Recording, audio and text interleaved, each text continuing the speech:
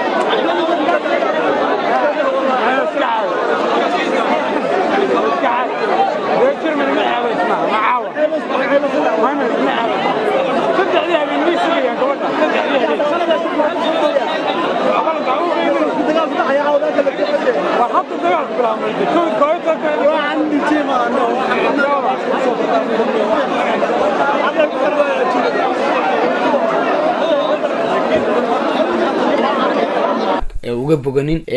xagga dambe ay taagan tahay dhinaca farsamo yaqaanada iyo dhijiga waxa dhacday waxa la soo gaaray 4 habeenimo xilliga waxay joogtay Farxiyo waxa 40 daqiiqo 50 daqiiqo ka yar isla 4 habeenimo aniga oo marka qalabkayga la laabtay waxaan arkay Farxiyo la sii jiidayo oo laga saaray albaabka iyo dadkii oo yara dabayaacaya kuwoodii ma garanaysaa de ixtiraamka badan haynin xaqiiqada sameesha taala waxay ahayd in bulshada Germany iyo wadamada hareeraheeda ka yimaaday ay ahaayeen dad bisil oo soo diyaar garoobay fanaanada maamuusan sharfaan laakiin maxay cilad ka timid dhinaca howlwadeennada iyo fanaanku ay qasabtay inaan xafladu sidii ay ahayd u dhicin fanaanaduna xataa 3 heesood isku xigo oo dhameystiran ay goobta ka qaadin su'aasha meesha taale isweydiinta mudan ayaa waxay tahay fanaanka ayaa qalad ka lahaa ma Germany iyo dadkii martida u ahaa goob wadamada kale ka yimid ayaa qalad ka lahaa in marka ay Germany iyo dadkii martida loo ahaa ee maarta xaflada camirayay ay 10 habeenimo meeshii yimaadeen ilaa 1 habeenimo lacagta laga ururinayay gudaha u soo galeen sahab samilo ciyaareen ilaa 2 habeenimo 3 habeenimo la gaaray 4 subaxnimona meesha lagu kala dareerayo oo gebigeedaba saacad wax ka yar hadhan tahay garma u leeyihiin reer Germany inay buuqaan ama maaragta ay isweydiiyaan meedii fanaanadii xaqiiqada meesha iga soo baxday waxay ahayd inaan bulshada xiriirta reer Germany iyo dadka kale ee gobolada ka yimid iyo wadamadaba ay ahaayeen kuwa u diyaarsan in ay habeenkan si bilaa turxaana ay farxiyo kula caweeyaan balse qaladaad ka yimi dhinaca howlwadeenada qaladaad ka yimi dhinaca fanaanada qaladaad ka yimi dadkii maaragtay dadka dalbaday ee u yeedhay ayaa wuxuu kalifay inaan muxuu haba yaraatee sidii la doonayay aanu u dhicin showgaasi qaybta u dambeysaan idinkaga tegaya waxaan idiin sii daynayaa labada heesood heesood ee kala dhiman ee farxiyo meesha ka qaaday waxaan idin leeyahay su-aasha isweydiiya mar dambena yaanay noqon in la dhaho reer Germany baa wax dhacay ama reer Germany baa wax xumeeyey reer Germany runtii waa dad aad u nadiif oo runtii aad moodo maaragtay inay u diyaarsan yihiin soo dhaweynta jecel fanaaniinta taageera balse mar walba fanaaniinta kala kulma magacdil iyo sumcad daro xaqiiqadu waa tii halkan ka dhacday xalay sidii dadku diyaarka u haayeen iyo sidii fanaaniintu saacada u dambaysa ama 20 daqiiqo u dambaysa intay soo galaan ay maaragtay marka hubsadaan in lacagti qaateenna ay aad yar yiraahdaan iga saara marka waxaan idinkaga tagayaa haddaad ku cusub tahay channelka subscribe saar asxaabtaada la wadaag gambaleer kana daaro